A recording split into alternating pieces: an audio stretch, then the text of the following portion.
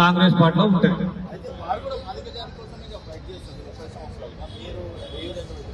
అంటే మేము ఆయన్ని ఇప్పుడు ఈ లక్ష డబ్బుల కార్యక్రమాన్ని వ్యతిరేకించట్లేదు.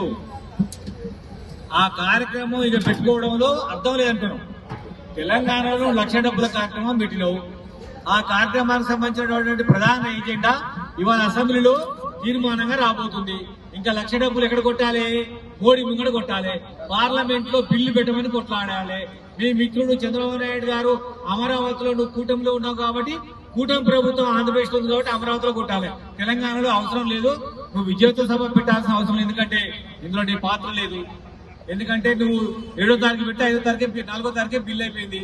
ఇక విజయోత్సవ పెట్టుకుంటావా, బీజేపీ అభినందన సభ పెట్టుకుంటా, నీ ఇష్టం. అది కాంగ్రెస్ పార్టీ మాత్రం మేనిఫెస్టోలో మాదిగలకు ఇచ్చినటువంటి హామీని నెరవేరుస్తుంది.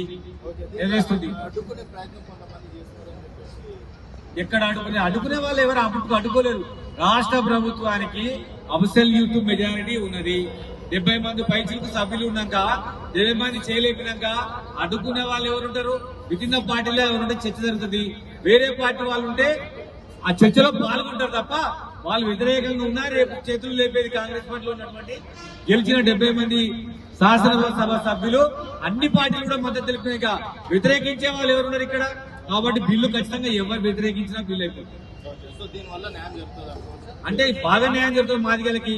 గతంలో ఎంఆర్పీఎస్ పెట్టిన డిమాండ్ 7%, ఇవాళ 9 పైననే మాదిగలకు వచ్చే అవకాశం ఉంది. కాబట్టి మాదిగలకు ఎక్కువనే వస్తుంది.